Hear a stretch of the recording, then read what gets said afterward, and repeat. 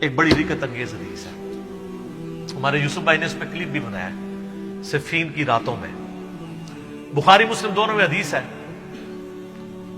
مولا علی علیہ السلام خود روایت کر رہے ہیں. وہ کہتے ہیں کہ نبی علیہ السلام کو جب اللہ نے کشادگی دی، کچھ غلام آپ کو گفٹ ملے، تو میں نے فاطمہ سے کہا کہ تم پورا دن گھر کی صفائی کرتی ہو، چکی چلاتی ہو، اس کی وجہ سے ان کے ہاتھ پہ بھی نشان بن گئے تھے.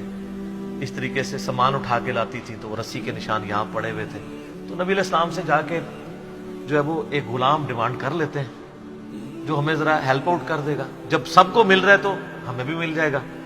تو سیدہ فاطمہ حاضر ہوئی. یہ حدیث بخاری میں بھی ہے، مسلم میں بھی. تو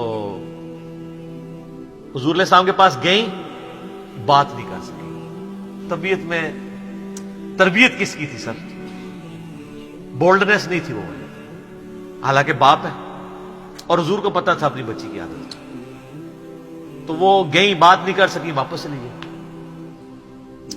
تو حضور علیہ السلام محفل برخاست ہوئی، آپ خود آ گئے. سر وہ حدیث کمال ہے. مولا علی کہتے ہیں میں اور فاطمہ ایک چادر میں لیٹے ہوئے تھے اور نبی علیہ السلام ہمارے گھر میں آئے اور پاؤں کی جانب سے نبی علیہ السلام ہمارے بستر میں داخل ہوئے، حتیٰ کہ آپ کے پاؤں کی ٹھنڈک ہم نے اپنے سینے پہ محسوس کی. یعنی حضور علیہ السلام نے پاؤں کی جانب سے اپنے پاؤں انٹر کیے اور وہ پاؤں سیدہ فاطمہ اور مولا علی کے سینے تک پہنچ گئے تو انہوں نے ان کو سینے سے لگا لیا. سر یہ فرینکنس کسی صحابی کو نصیب ہو سکتی ہے؟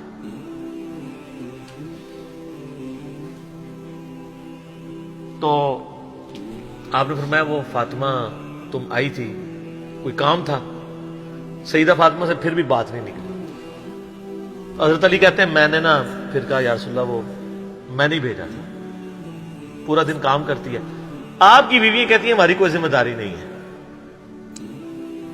یہ بھی تو بیوی تھی نا. بخاری مسلم میں حدیث ہے جنتی عورتوں کی سردار ہے فاطمہ سلام اللہ علیہ. تو میں نے غلام کے لیے عرض کیا تھا کہ تھک جاتی ہے ہمیں ہیلپ آؤٹ کر دے گا. آپ نے السلام فرمایا میں تمہیں سے بہتر نہ چیز عطا کروں؟ کہ یا رسول اللہ عطا کریں. یعنی آپ لوگ تو سمجھ رہے ہوں گے کہ غلام مانگا ہے تو شاید ایک گھوڑا بھی ساتھ گفٹ مل جائے گا. ان کا جب رات کو بسترے پہ جانے لگو نا تو 33 دفعہ سبحان اللہ، 33 دفعہ الحمدللہ اور 34 دفعہ اللہ اکبر پڑھ لیا کرو. یہ تمہارے لیے اس غلام سے بھی بہتر ہے. یعنی سارے دن کی تھکاوٹ اتر جائے گی. سر یہ بہت بہترین وظیفہ ہے. تو اچھا یہ حدیث مولا علی پوری زندگی سنایا کرتے تھے کیونکہ حضرت فاطمہ اور مولا علی کی ایک محبت بڑی مثالی تھی. پھر لوگ بھی جو ہے نا وہ مولا علی سے پوچھا کرتے تھے وہ فاطمہ والی حدیث تسبیح فاطمہ، اسے تسبیح فاطمہ اس لیے کہا جاتا ہے. تو یہ حدیث جب بیان کی مولا علی نے تو آگے نے تابعی نے پوچھ لیا، بخاری مسلم دونوں میں ہے کہ حضرت علی کہتے ہیں کہ وہ دن ہے آج کا دن ہے، میں نے کبھی یہ وظیفہ چھوڑا نہیں ہے. سر استقامت تو خود مل جاتی ہے. جس کے بسترے میں جا کے نبی علیہ السلام وظیفہ سکھا رہے ہوں تو وہ پوری زندگی اس واقعے کو کبھی بھول سکتا ہے کہ مجھے خود آ کے میرے بسترے میں آ کے اور حتیٰ کہ آپ کے قدم مبارک میرے سینے سے لگے تھے، اس حال میں حضور نے مجھے یہ تحفہ دیا ہے، وہ تحفہ کوئی بھلا سکتا ہے؟ تو تابعی نے کہا کہ مولا علی سے کہا کہ کیا جنگ صفین کی راتوں میں بھی آپ یہ وظیفہ پڑھا کرتے تھے جب مسلمانوں پہ اتنا مشکل وقت تھا، آپ میدان جنگ میں تھے؟ آپ دیکھیں 30 سال کے بعد مولا علی کو تلوار دوبارہ اٹھانا پڑی اسلامی نظام کو بچانے کے لیے. تو مولا نے کہا صفین کی راتوں میں بھی میں نے کبھی یہ وظیفہ نہیں چھوڑا. تو اس پہ وہ کلپ بنایا تھا صفین کی راتوں میں. یہ اتنا کمال کا وظیفہ ہے.